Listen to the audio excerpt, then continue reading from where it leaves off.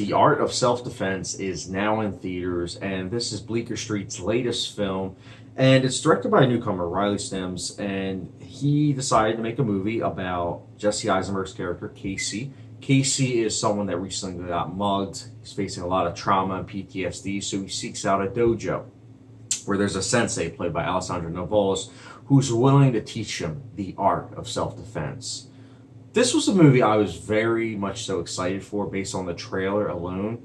The cast was kind of a bonus, and newcomers, at least in terms of directors, it's usually a hit. Like, you had Robert Eggers, who directed The Witch, great debut film. You have Ari Aster, who directed Hereditary, great debut film. I mean, first-time directors, it's the type of thing where they honestly have to be really ambitious. They have to have a lot of things to think about and digest. And honestly, it's a good kind of stereotype because, I mean, it works. I mean, The Art of Self-Defense is another example of a first-time director nailing it. I mean, this movie was great. I'm just throwing it out there right now. I loved this movie.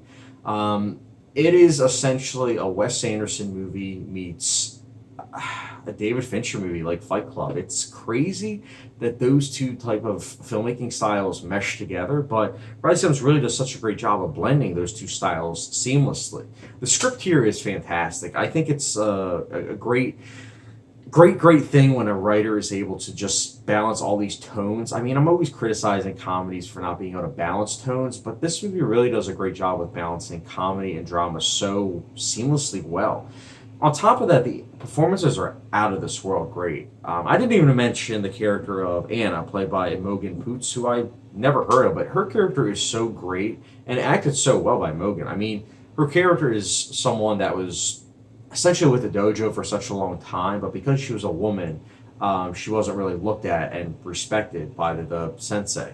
And it stinks, but it's a reality that happens sometimes. And I think that this movie does such a great job of showing toxic masculinity for what it is, as well as sexism. There's a lot this movie has on its plate, a lot of messages and a lot of things that it's tackling. And I love ambitious movies, as you probably know if you've seen my other videos. But more importantly, I think that these are topics that are more relevant today than ever, especially with how things are changing in our culture, for better and worse. And I liked how this movie tackled it, albeit in a comedic way, but at the same time, these comedic ways that it's going about it, sometimes it's also very dramatic. And when it is, it's really effective.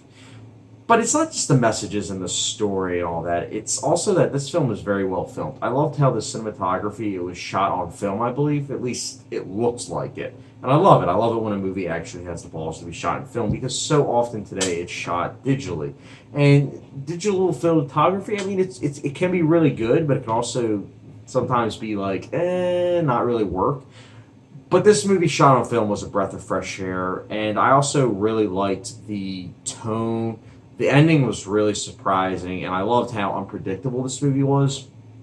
So oftentimes with movies, it's like, oh wow, I can see where everything's coming. But I feel like with independent movies, a lot of times they know how to hit you. They know how to hit you with all these messages, but also unpredictability, which in today's movie landscape, that's something that's really hard. And I'm really blessed to say this, but in the month of July, I've had Midsummer and now this, two independent movies that really just nailed it.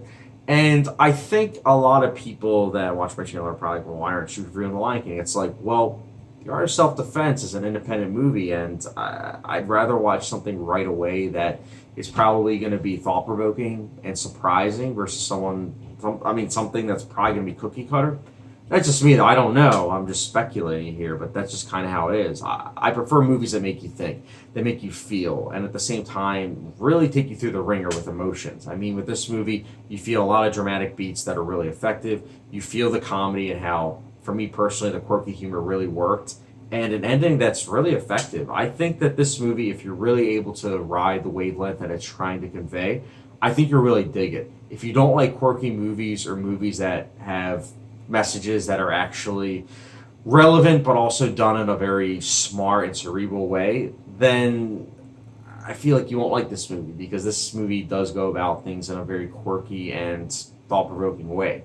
So if you just want popcorn entertaining, I don't know. I don't know if this movie kind of qualifies as that. But again, this is still a great movie. And The Art of Self-Defense, for me personally, I'll be giving it a 4.75 out of 5-star rating, which for those like a hot sauce rating, It's the good old Tabasco sauce rating. So it's a really good movie.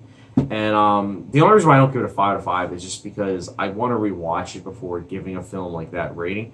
I know I did that with Midsummer and Toy Story 4, but that was kind of different. I mean, The Art of Self-Defense, I feel like in the beginning it was kind of like took a little bit to kind of get used to the style. But once I did, it was a blast. But I don't really think that's necessarily a flaw. I think just kind of me and my personality with having to get used to it.